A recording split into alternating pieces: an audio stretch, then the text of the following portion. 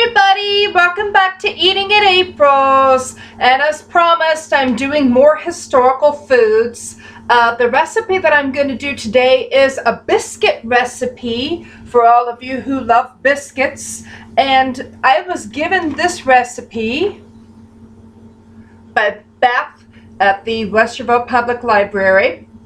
This is Isam Gillespie's biscuit recipe, and it is a buttermilk biscuit. I did a little bit of research on Isam before I started, and this is going to be my first time preparing this. I'm going to tell you a little bit about him. He is currently buried at Blendon Central Cemetery in Westerville, Ohio, and his headstone reads, Isam Gillespie, born 2nd July 1877, died 14th October 1942, and then it says colored. He lived and served the McDonald family for 22 years. I couldn't find any more about him, but I found out the McDonalds came to Ohio from Virginia in 1813, and they helped develop Blendon Township, and their house was a stop on the Underground Railroad. So we are making Mr. Gillespie's buttermilk biscuit recipe. In my family, biscuits were always a very big deal, and my mom's biscuits would rise about this high. She told me that you just use all-purpose flour and buttermilk.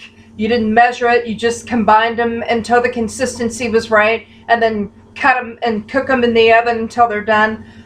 Well, when I do that, mine rise about half as high as mom's. So I'm hoping to redeem myself using measurements. And this calls for a quart of flour, which is 4 cups, 2 teaspoons baking powder, a teaspoon baking soda, 3 rounded tablespoons of lard, but I'm going to use butter, and then sour milk, which I interpret as cultured buttermilk, not to be too dry. I'm doing half that much today because it's just me and Teddy, and I don't know how well I'm going to do these, so I used 2 cups of all-purpose flour, 1.5 rounded tablespoons of melted butter, and then 1 teaspoon of baking powder and 1/2 teaspoon of baking soda, and then however much of this I need. You turn the oven on, which I'm going to do right now. You bake at 375 or 400 degrees.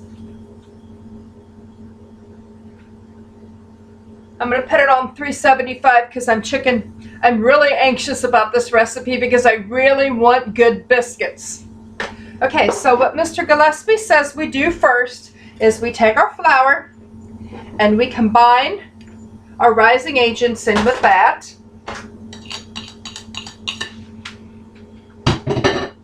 And then I'm going to tilt this so you can see what I'm doing. I'm going to sift all that together, mix that in nicely.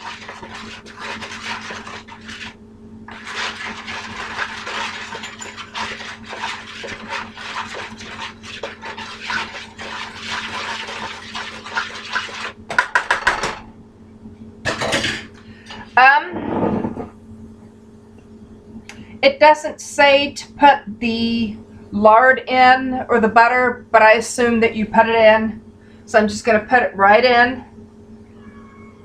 I've seen Irish scone recipes before that you do that, and some fry bread recipes, so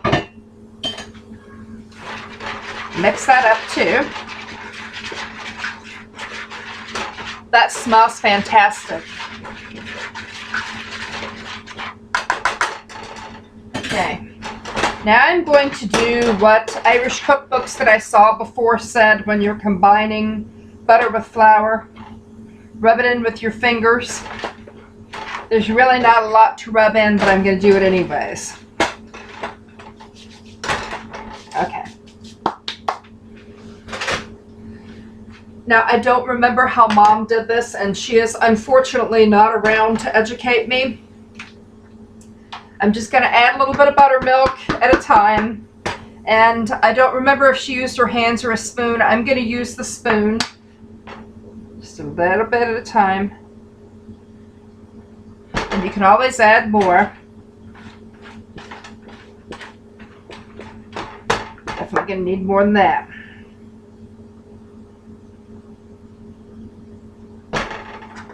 Mix, mix, mix. You know, there was a time when people made stuff like this by hand all the time, and they didn't measure anything. They just threw everything in there until it was the right consistency. And I can tell that that's not right coming together. Just a little splash more. At this point, I'm going to start with my hands.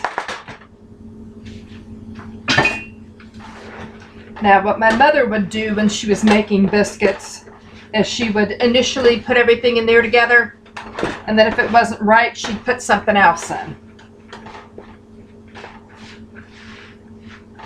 She would roll her biscuits out on newspaper so she didn't have to clean the countertop off, but we don't get the newspaper, so I just roll them out on the countertop, and then I clean it up.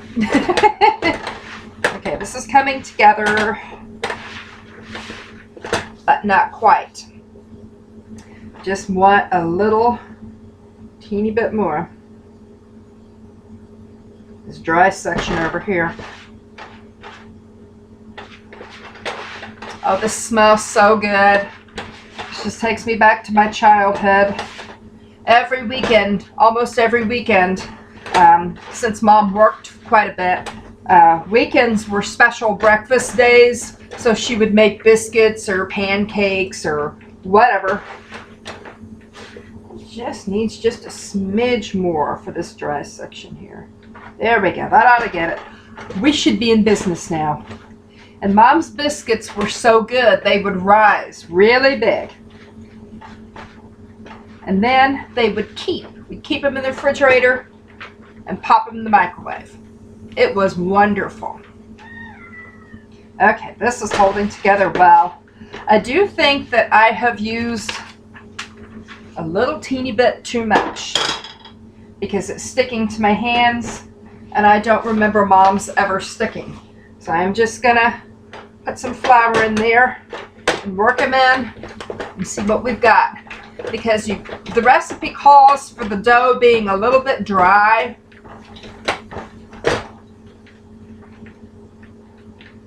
Yeah. A teeny little bit more. Now, it calls for using a rolling pin, but I have never bought a rolling pin. So, my husband told me that his Macedonian grandmother would use a drinking glass for rolling her things. And I've done that before when I wanted to make noodles or something. Okay, I'm going to say that this dough is done. And if I'm wrong, then the biscuits won't be good. So, I'm going to position this a little better. There we go. So that you can see my hands and see what I'm doing.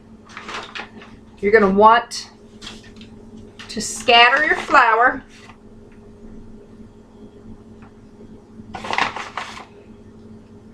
Want a nice floured countertop here. See that? Okay. You're going to put your biscuits on here. And the first thing I always do is just this. Now, you're going to want to also put flour on whatever it is that you're rolling this out with. And you might have to do that a couple times. And you're just going to roll. Call for it to be rolled to about a 1/2 inch thick. Okay, and you see I've got a little bit too much flour on the surface of that, but I can just knock that right off. Okay, so we're going to roll that about a 1/2 inch thick. Now, my mother used to go like this before she would start cutting the biscuits. Okay? So you got it completely floured. And some recipes say not to twist the dough. I don't know if that makes any difference or not. Because Mom always twisted it and her biscuits were always great. But I'm not going to twist it. I'm just pushing that in there. And then what you're going to have left over is this from where you've cut your biscuits. And what you're going to want to do is just roll it out again.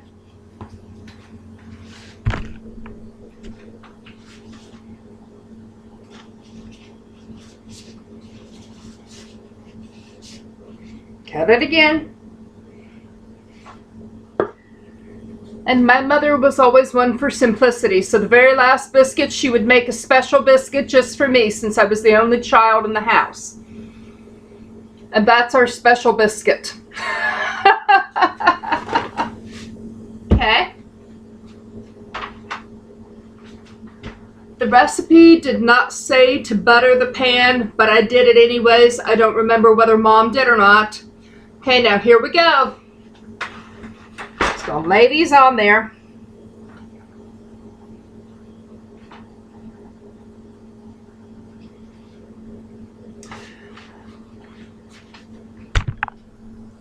And I'm going to put these in the oven.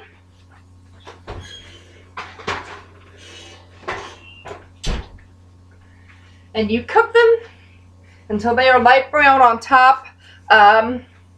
It is 1:45. I'm going to cut this off and I'm going to come back when they're done and we'll talk about how long it took. See you in a few. Hi everybody, I'm back. I would like to report it took 15 minutes for the biscuits to bake, and the first batch didn't rise the way that I wanted it to. So what I did was I mixed up a second batch and I didn't put quite as much flour in, and I didn't need it as much, and I cut them twice as thick as I had the first batch, and they baked for exactly 15 minutes and they rose up to the sky just like Mom's. I'm going to show you the difference between the high-rise ones and then the first batch I made. So I have discovered what I have been doing wrong all of these years and how to make the biscuits rise more. I was stingier with the flour and I didn't need them as much, and that's right, the cat said meow. And then I cut them. I didn't roll them out as thin when I cut them. Look at this. That is gorgeous. Oh, that smells amazing. Now, what would a cooking talk be without sampling the food? I always put butter on mine. So I'm going to rub this down with some butter. I use unsalted butter at my house because I can always put salt in if I need it.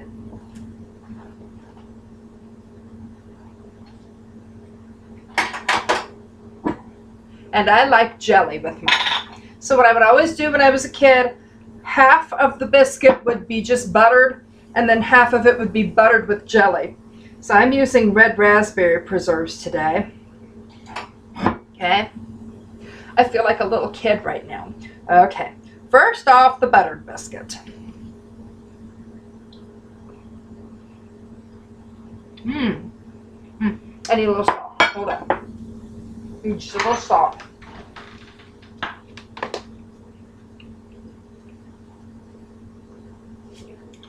Okay, now I'll taste it.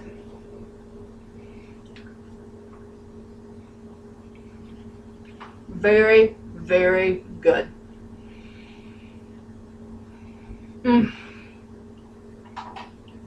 Now I'm going to taste the ones that didn't rise as high. I'm going to see, just in case, see if they're any flakier or any lighter. Salt. Because the outside looks exactly the same and feels exactly the same. Let's see the differences.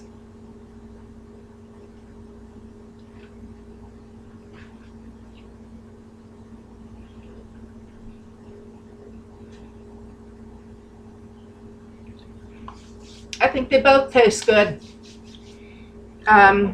These feel just a slight bit heavier, but it's not anything that's not good. Now I'm going to try it with jelly.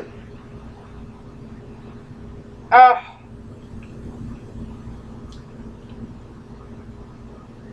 I really do prefer them high risen. I don't know what it is about it.